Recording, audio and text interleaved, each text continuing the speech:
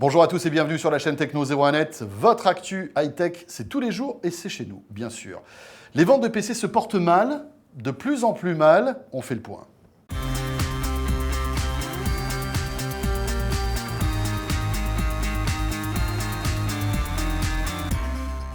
Et oui, les ventes d'ordinateurs PC depuis le début de l'année, eh bien, c'est ça. Voilà, c'est pas bon, hein. Tu fais bien la vente de PC qui chute, hein?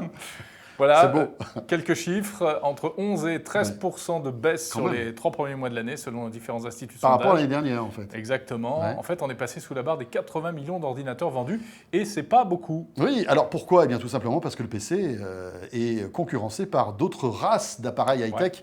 Le PC, Qui- c'est ringard, en fait. Ouais, ben ça devient un peu ringard, ouais. Donc, de nouveaux appareils tech qui envahissent notre quotidien. Alors, il y a la tablette, il y a aussi le smartphone, hein, Jérôme, parce qu'on se rend compte Ouais. qu'aujourd'hui, avec son smartphone, on peut tout autant faire de choses qu'avec un PC. C'est vrai. D'ailleurs, c'est amusant parce que dans les pays émergents, eh bien, on achète parfois d'abord un smartphone avant même d'acheter un ordinateur pour la maison. Mais c'est vrai, c'est surtout la tablette qui de plus en plus fait concurrence. Reportage de Jean-David Duarte. Ça se passe mieux que prévu en fait, puisqu'on a eu un repli assez marqué des ventes sur le quatrième trimestre l'an passé. En revanche, sur le premier trimestre cette année, on observe une baisse de 8%. Ce qui nous a frappé en revanche, c'est les variations qu'il peut y avoir d'un segment à l'autre, puisqu'on a un marché du notebook qui va progresser d'1% en volume, ce qui n'était pas tout à fait attendu.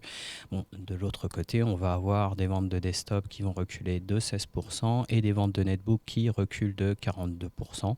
Ça, c'était attendu et c'est bien entendu lié à l'avènement des tablettes qui sont tirées par des prix extrêmement agressifs. Aujourd'hui, il y a l'évolution d'un tout un discours marketing et d'une offre qui va aller de plus en plus de la caractéristique technique vers l'usage. Et à ce niveau-là, il y a un grand nombre d'offres qui sont en train d'être vues. Mais l'idée, c'est que les grosses innovations qui ont été apportées par le smartphone et la tablette argumentée sur de l'usage avec des caractéristiques qui vont être un petit peu plus proches des attentes réelles des consommateurs. Et donc là, en fait, tout le PC est en train d'évoluer pour intégrer du tactile, pour intégrer plus de légèreté, pour intégrer une interface un petit peu plus conviviale. Et donc, on est optimiste pour la suite quant au marché du PC, puisqu'il va un petit peu intégrer tout le meilleur des tablettes pour faire le pont avec l'expérience PC telle qu'elle est aujourd'hui et donc donner de plus en plus de choix aux consommateurs. Voilà, c'est vrai qu'elles sont mignonnes toutes ces petites tablettes, comme ça, toutes ensemble. T'as envie de toutes les acheter, hein? Toutes. Coquin, ouais, je t'ai bien reconnu là. Bon, alors cette vente de PC n'arrange pas le constructeur Intel, vous savez, le fameux constructeur de puces. Aujourd'hui, quand vous achetez un PC, vous avez de grandes chances d'avoir une puce Intel à l'intérieur. Cela dit, Intel ne baisse pas les bras et mise sur les Ultrabooks qui sont sortis il y a 2 ans, Jérôme. Et voilà, ces ordinateurs ultra portables qui sont un petit peu le renouveau du PC. Puis il y a même des tas d'autres modèles qui arrivent, des choses un peu bizarres. Nous avons rencontré le président d'Intel France. Alors déjà, ce que l'on observe, c'est que le PC traditionnel, c'est-à-dire celui qu'on a connu jusqu'à présent, est en baisse, en perte de vitesse, mais toujours dans la catégorie PC, il y a beaucoup d'innovations. Les gens demandent de plus en plus d'ultra-mobilité. D'ultra-mobilité pour les PC, d'ultra-mobilité pour d'autres types de devices, comme des tablettes ou des smartphones.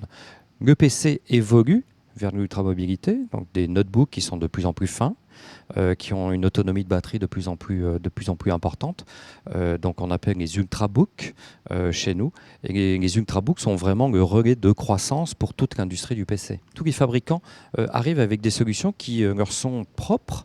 Et donc c'est une multiplication de l'offre. On parle aujourd'hui de plusieurs dizaines de produits convertibles, ultrabooks, touch, etc., qui arrivent sur le marché. Donc l'offre va suggérer aussi une demande qui va devenir grandissante. Alors voilà, on mise tout sur l'Ultrabook chez Intel. Cela dit, est-ce que la tablette va tuer le PC? Sans doute pas, Jérôme, parce qu'on se rend compte que, mine de rien, il y a des usages de l'informatique qu'on ne peut faire qu'avec un PC. Bah oui, c'est Travailler, vrai. par exemple. Ah oui, de nombreuses applications bureautiques pour Bien l'ergonomie, sûr. hein.